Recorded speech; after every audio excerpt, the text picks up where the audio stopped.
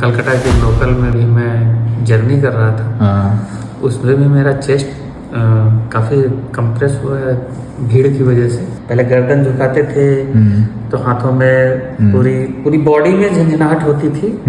आपको प्रॉब्लम कैसे हुई थी? आपने लोकल बार्बर को दिखाया था ना, उसकी वजह से लोकल बार्बर को दिखाया था। हाँ। और कलकत्ता के लोकल में भी मैं जर्नी कर रहा था। हाँ। उसमें भी मेरा चेस्ट काफ़ी कंप्रेस हुआ है भीड़ की वजह से। भीड़ की वजह से। और जिसकी वजह से आपने देखा और बहुत अलाइन किया मेरा।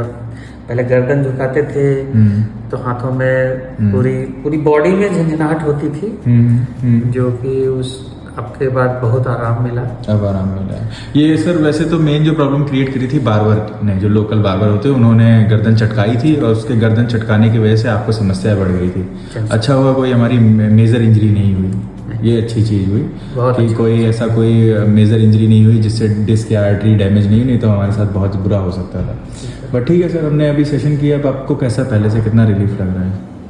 रिलीफ काफ़ी 70% तो मेरे को रिलीफ लग रहा है। ठीक है। और आज के ट्रीटमेंट के बाद आपको फाइनली जो भी होगा। आप वैसे जॉब कहाँ करते हैं?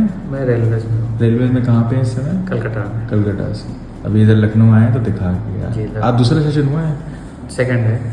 मैं आपको थर्ड में फिर मुलाकात करता हूँ। चलिए सर, ये बिफोर आफ्टर एक्सरे है और ऊपर वाला एक्सरे हमारा बिफोर है, जो कि हमने 30 मार्च को कराया था। फिर आफ्टर फर्स्ट सेशन फिर हमारा ये नीचे का एक्सरे है और काफ़ी चीज़ें अलाइन दिख रही हैं। डिस्क स्पेस भी काफ़ी बेटर दिख रहा है, तो ये अच्छी चीज़ है। ठीक है सर, थैंक यू।